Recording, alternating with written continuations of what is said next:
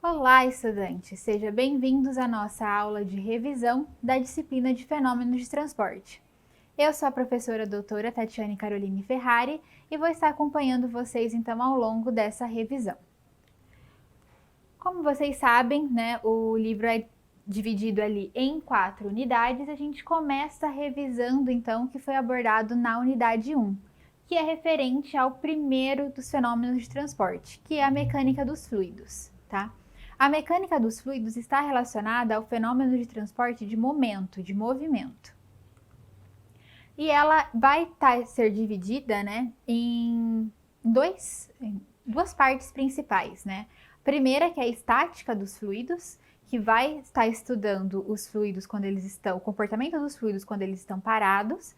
E a segunda parte, que é a cinemática dos fluidos, que começa a estudar os fluidos em movimento.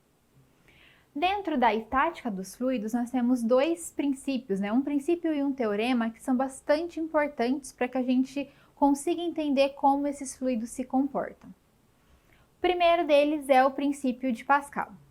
De acordo com esse princípio, a pressão empregada em um ponto de um fluido mantido confinado em repouso é transmitida integralmente para todos os pontos do fluido. Isso é um efeito do fato de a pressão permanecer constante em um fluido na direção horizontal. Então, se a gente pegar ali dois vasos comunicantes, traçar uma reta paralela, ao fundo desses vasos, a gente vai ver que a pressão nesses dois pontos é constante, é a mesma, tá? De acordo com essa definição, a gente pode escrever que a força aplicada no vaso comunicante 1 sobre a área aplicada no vaso comunicante 1 tem que ser igual à força aplicada no vaso comunicante 2 sobre a área deste vaso comunicante 2. Este fenômeno é muito empregado quando a gente fala, de equipamentos hidráulicos, como, por exemplo, um elevador hidráulico. Por que isso é bastante importante, bastante empregado nessa questão? Através desse princípio, a gente consegue, por exemplo, levantar um objeto muito pesado, em que a força-peso é muito grande, mas fazendo um esforço físico bem menor. Tá? Então, a gente consegue, através desse princípio, explicar, por exemplo, como que é possível levantar um carro ali com elevador hidráulico. Eu vou ter que fazer a força equivalente à força-peso desse carro? Não. Tá? Através do princípio de Pascal, a gente sabe que essa força aplicada vai ser bem menor. E o segundo teorema, bastante importante para a estática dos fluidos, é o teorema de Stevin. De acordo com esse teorema, a gente vai ter ali a influência da coluna d'água acima de um ponto, tá? Uma coluna d'água, ela vai exercer uma pressão, tá? Uma força sobre esse ponto. E essa força tem que ser considerada. E a gente calcula ela pela massa específica do fluido vezes a gravidade vezes a altura. Se eu tiver dois pontos, cada um ali com uma altura diferente, no fluido, um mais para cima, outro mais para baixo, então a gente vê ali o ponto B está mais para cima, o ponto A mais para baixo, a gente vai ver que a diferença de pressão desses dois pontos está relacionada a essa diferença de altura entre esses dois pontos. E a gente consegue calcular a diferença de pressão por massa específica vezes gravidade vezes a diferença de altura. Indo agora para a segunda parte da mecânica dos fluidos, a gente tem os fluidos em movimento, que a gente começa a estudar então a cinemática dos fluidos. Dentro da cinemática dos fluidos, um dos principais parâmetros que nós temos é o número de Reynolds, que é um número adimensional, ou seja, ele não tem unidade, não tem dimensão, e ele é uma relação, na verdade, entre as forças inerciais e as forças viscosas. Ele foi determinado experimentalmente e foi determinada, então, essa equação, que relaciona essas forças dos fluidos. A equação do número de Reynolds é massa específica vezes velocidade vezes diâmetro sobre viscosidade, ou a gente também pode utilizar ali velocidade vezes diâmetro sobre viscosidade cinemática. As duas equações são iguais. Qual que eu vou utilizar? Isso depende, então, dos parâmetros que a gente vai ter. Se eu tiver viscosidade cinemática, eu uso velocidade vezes diâmetro sobre viscosidade cinemática. Se eu tiver massa específica e viscosidade, eu uso a outra equação. E esse número de Reynolds, ele é muito importante porque ele está relacionado à classificação do escoamento. Então, se eu tenho um Reynolds menor que 2000, eu vou classificar o meu escoamento como laminar. Ou seja, o meu fluido ele escoa como se ele fossem lâminas. Eu não tenho uma lâmina interferindo na outra, tá? O fluxo dele é quase como se fosse paralelo. Quando a gente tem um Reynolds entre 2000 e 2400, a gente está no que a gente chama de escoamento de transição, região de transição, que já começa a ter uma mistura, uma interferência de uma placa na outra. E quando a gente tem um Reynolds maior que 2.400, o escoamento é totalmente aleatório, classificado como turbulento, e daí a gente já não tem mais controle nenhum, tá? Não é mais por placas. Então ele é totalmente aleatório. Além da equação de Reynolds, outra equação bastante importante para a cinemática dos fluidos é a equação da continuidade, que vem de um balanço de massa, tá? Se a gente considerar que não tem acúmulo e que não tem nem geração nem consumo, o balanço de massa fica entrada igual a saída, tá? Se a gente considerar, então, que está entrando uma vazão mássica de um fluido, está saindo uma vazão mássica do fluido, entrada igual a saída, ambas as vazões mássicas têm que ser a mesma. Definição de vazão mássica é massa específica vezes vazão volumétrica. Então, a gente ficou ali massa específica 1 vezes vazão volumétrica 1 igual massa específica 2 vezes vazão volumétrica 2. E vazão volumétrica pode ser escrita como velocidade vezes área. Daí a gente fica com massa específica 1, velocidade 1, área 1, igual massa específica 2, velocidade 2, área 2. Se nós considerarmos que o fluido é incompressível, ou seja, não existe variação de massa específica é constante, então massa específica 1 vai ser igual a massa específica 2. A gente pode simplificar a equação da continuidade em velocidade 1 vezes área 1 igual a velocidade 2 vezes área 2. E terceira equação bastante importante para a cinemática dos fluidos é a equação do Bernoulli, que vem, na verdade, de um balanço de energia, considera todas as energias que a gente vai ter no fluido. No caso, a equação de Bernoulli, ela vai relacionar ali com os termos Z1 e Z2 a energia potencial, com os termos V1 ao quadrado sobre 2G e V2 ao quadrado sobre 2G a energia cinética, e com os termos P1 sobre peso específico e P2 sobre peso específico a força da pressão. Tá? E, novamente, 1 e 2, entrada e saída, né, são iguais, mas aí a gente, em vez de estar relacionando massa, a gente está relacionando energia. Só que, muitas vezes, a gente vai ter uma máquina no sistema. Essa máquina ela pode ser uma bomba, que fornece energia para o fluido, ou uma turbina, que retira energia do fluido. E se eu tenho algo relacionado à energia, e a gente sabe que Bernoulli é uma equação do balanço de energia, essa máquina tem que entrar no sistema, tem que entrar no equacionamento. Por isso que ela entra ali, ó. Ficou ali o termo Z1, V1 ao quadrado sobre 2G, mais P1 sobre peso específico, mais esse HM, que representa a carga da máquina, tá? Igual Z2 mais V2 ao quadrado sobre 2G, mais P2 sobre peso específico. Essa máquina, ela tem um rendimento. Tá? Ela não tem uma eficiência assim, de 100%. Como que a gente calcula esse rendimento? O rendimento da bomba depende da potência recebida pelo fluido sobre a potência da bomba, da máquina em si. E a da turbina, o rendimento depende da potência da turbina sobre a potência cedida pelo fluido. E a gente consegue calcular ali essa potência pelo peso específico vezes o Q vezes o HM, que é a carga dessa máquina. Além de eu poder inserir uma máquina no sistema, um outro ponto que a gente deve considerar é a perda de carga, que conforme o fluido vai escoando, existe uma resistência ao escoamento devido à parede da tubulação, por exemplo. Isso segura o escoamento do fluido e faz com que ele perca carga durante o seu escoamento.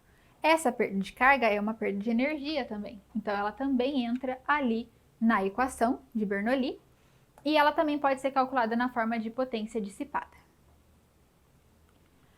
As duas equações, né, Bernoulli com máquina e com perda de carga, também podem ser combinadas conforme essa equação aqui do slide. Então, terminamos aqui a mecânica dos fluidos, nós vamos para o segundo fenômeno de transporte, que está relacionado à transferência de calor. E o que é a transferência de calor? A transferência de calor ou calor nada mais é que a energia térmica em trânsito devido a uma diferença de temperatura no espaço. Então, eu vou ter ali, por exemplo, um fluido muito quente e um fluido muito frio. Essa diferença de temperatura faz com que o calor, a energia, migre do fluido quente para o fluido frio. Então, essa diferença de temperatura é a força motriz, é o que faz com que a transferência de calor ocorra. Se eu tiver um gradiente de temperatura maior, quer dizer, quanto maior for a diferença de temperatura entre esses dois fluidos, maior vai ser a taxa de transferência de calor. E a transferência de calor pode ocorrer através de 3 mecanismos. O primeiro mecanismo é a condução, que é a transferência de energia das partículas, ocorre, né, das partículas mais energéticas para as menos energéticas. Então, se eu aquecer uma barra metálica no fogo, tá, colocar ali direto na chama, essa barra vai se aquecendo até que eu não consigo mais segurar, porque o calor vai chegar na ponta que eu estou segurando. Isso ocorre devido à condução. E a condução ela é explicada através da lei de Fourier, que é fenomenológica, ou seja, foi determinada a partir da observação do fenômeno e pode ser escrita da seguinte forma. Então, Q de condução igual a menos K, T2 menos T1 sobre L, ou a gente pode trabalhar em termos de fluxo com termos de taxa, né? Daí ficaria menos K vezes A, T2 menos T1 sobre L. A lei de Fourier também pode ser escrita em termos de resistência, da resistência à transferência de calor. E por que é importante a gente escrever em termos de resistência, pensando, por exemplo, em resistência térmica da parede?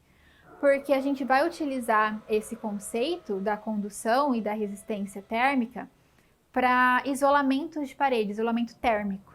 Aí é muito importante que a gente trate na forma de resistência à transferência de calor, porque nós vamos ter, de acordo com o K, que é o coeficiente de troca térmica, nós temos materiais condutores e a gente vai ter materiais que são considerados isolantes, tá? Então, quando a gente fala de condução de calor, metais, por exemplo, conduzem bem o calor. Mas se eu estiver falando de fazer o isolamento de uma parede para prevenir a perca térmica, materiais cerâmicos, por exemplo, são mais resistentes, então eles seguram mais o calor. E isso é interessante porque muitos desses materiais, quando a gente vai fazer o isolamento de um equipamento, um forno, por exemplo, bons isolantes térmicos, às vezes são muito caros. Aí eu não posso nem colocar um isolante muito barato, porque eu vou precisar de uma espessura muito grande, e daí não vai ser viável. Ou eu preciso de uma espessura muito fina, mas o isolante é muito caro. Então, o que a gente acaba fazendo? A gente acaba fazendo uma associação de paredes. Muitas vezes, a associação dessa parede em série. E aí, a gente vai ter que a resistência térmica total vai ser a associação em série das resistências individuais de cada uma das camadas dessa parede, tá? Então, numa parede formada por 3 camadas, a equação que vai representar a quantidade de calor atravessando a fronteira é Q igual T1 menos T4 sobre R total. Porque ali a gente tem 3 camadas, mas eu posso ter 4, posso ter 5, posso ter 6, posso ter 3, posso ter 2. E daí a gente tem que ver quais são as temperaturas que a gente vai utilizar na equação, tá? Aqui, observe que a gente sempre pega a temperatura das paredes extremas, nesse caso T1 e T4. Segundo mecanismo de transferência de calor que a gente tem é a convecção. A convecção, independente da natureza do escoamento, que pode ser tanto natural quanto forçado, vai ser explicada pela lei de resfriamento de Newton, tá?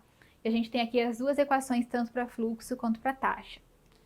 E o que é interessante da gente observar é que a gente escreveu ali a equação em termos de temperatura de superfície menos temperatura do fluido. Isso só é válido se eu tiver ali o calor fluindo da superfície para o fluido, ou seja, a superfície está aquecida e o fluido está frio. A superfície tem temperatura maior e o fluido temperatura menor. Aí o fluxo é do quente para o frio. Se for o contrário, tá? Se eu tiver o fluido quente e a superfície fria, aí eu tenho que inverter esses termos na equação. E o terceiro e último mecanismo de transferência de calor que a gente tem é a radiação. A radiação ela está relacionada à capacidade de emitir energia térmica, tá? E ela é explicada pela lei de Stefan Boltzmann, que na verdade está considerando um corpo ideal ali, que seria o corpo negro, aquele que emite o máximo de radiação possível, tá? E aí a gente tem a equação ali que utiliza a temperatura, a área e essa constante de Stefan Boltzmann.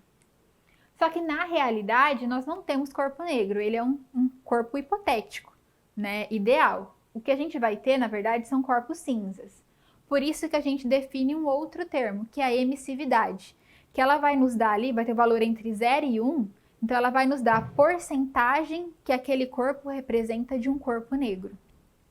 E aí fica assim a equação da radiação. E quando a gente tiver um corpo negro dentro de um ambiente, que vai ter ali um fluido a uma outra temperatura, a gente vai calcular ali o fluxo de radiação máximo.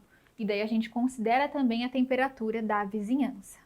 Então agora vamos ver a unidade 3, que fala sobre trocadores de calor.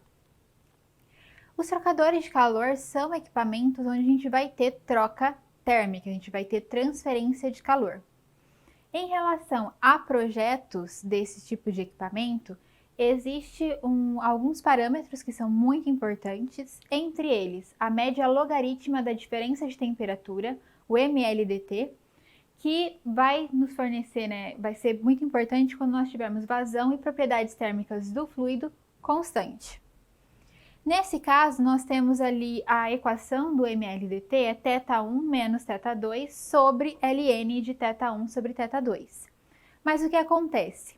Dependendo do arranjo das correntes desse trocador de calor, o θ1 e o θ2 são calculados de forma diferente.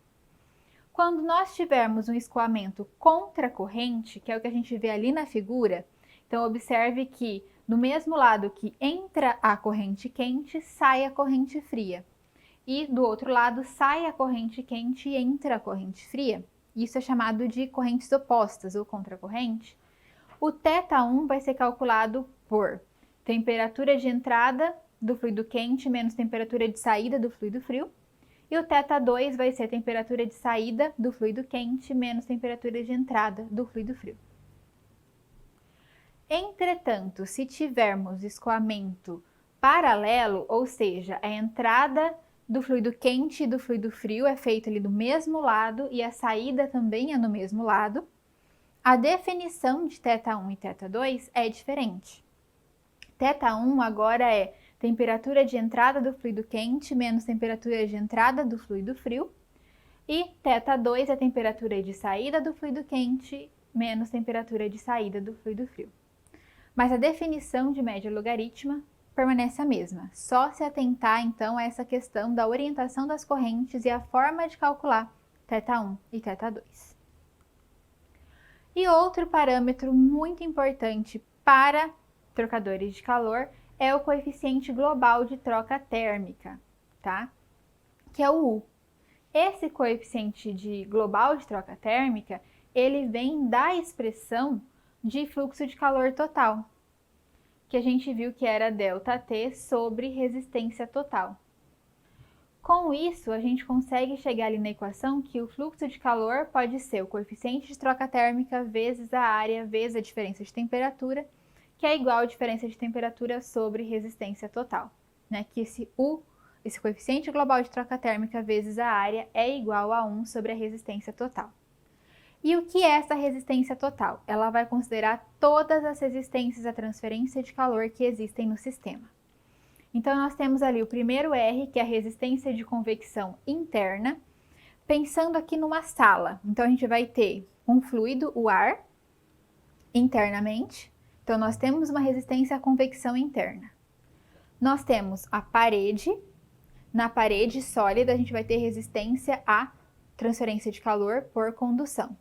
Nós temos o ar do lado de fora, resistência à transferência de calor por convecção externa. Só que a gente ainda vai ter ali mais dois termos, RFI sobre AI e RFE sobre o AI. O que significa esses dois termos? Bom, eles vão estar relacionados ao que a gente chama de fator de incrustação, ou fouling factor. Se a gente pensar no escoamento de qualquer fluido, tá, sobre uma tubulação, a gente vai ver que é comum ocorrerem depósitos, né, nessas paredes dessas tubulações, tá? Então pode ter sedimentos, formação de algas, e tudo isso vai criando uma camada extra ao redor dessa tubulação. Nas paredes desse trocador de calor que está passando fluido, pode ocorrer a formação dessa camada extra aí devido à incrustação de algo que estava presente no fluido. E isso é muito importante que a gente considere no cálculo, porque isso diminui a eficiência do equipamento. Então, às vezes a gente está ali pensando que o equipamento tem uma troca térmica alta, sendo que não está sendo tão alta assim, porque diminuiu a eficiência desse equipamento com o tempo, devido à incrustação nas paredes. Então, a gente vai adotar esse fator de fuligem, ou fator de incrustação, ou fouling factor, considerando então uma resistência ocasionada por essa incrustação, por essa fuligem. E isso vai ser acrescido na resistência ao fluxo de calor. Então, a equação passa a ficar dessa forma. Então, a gente vai ter uma incrustação interna, que é esse RFI, sobre a área interna. E nós podemos ter também uma incrustação externa, porque a gente pode ter fluido escoando externamente a uma tubulação. E daí vai ser um RFE sobre a E. E este fator de incrustação a gente encontra tabelado. Dependendo do fluido, ele vai ter ali um valor de fator de incrustação diferente. Ainda sobre trocadores de calor, nós temos que falar sobre aletas. Aletas são superfícies estendidas muito utilizadas para aumentar a área de troca térmica. Então, melhorar esse processo de troca térmica, de dissipação de calor. Então, a gente pode empregar aletas para isso. O equacionamento de aletas, ele é baseado num balanço de calor, tá? Um balanço de energia. A gente vai ter ali o calor entrando por condução, vindo da base da aleta, e ele saindo tanto por condução, ali na ponta da aleta, quanto por convecção nas laterais dessa aleta. E são muito utilizados principalmente em equipamentos eletrônicos. Vamos agora então para a nossa última unidade, a unidade 4, que trata do último fenômeno de transporte que nós temos, que é a transferência de massa. Da mesma forma que para a transferência de calor, a diferença de temperatura é a força motriz para que essa transferência ocorra, para a transferência de massa vai ser a diferença de concentração, que vai fazer com que a gente tenha um componente de uma região de alta concentração migrando para uma região de baixa concentração. E como a transferência de calor ocorre por 3 mecanismos, nós também vamos ter mecanismos para a transferência de massa, mas nesse caso só 2. Nós vamos ter a difusão e a convecção. Falando sobre difusão, a gente vai ver que ela é explicada pela lei de Fick. E ela é ocasionada apenas pela diferença de concentração. Eu não tenho nenhuma interferência externa que vai forçar essa migração da alta concentração para a baixa concentração. Isso vai acontecer muitas vezes, na grande maioria das vezes, é invisível aos olhos, tá?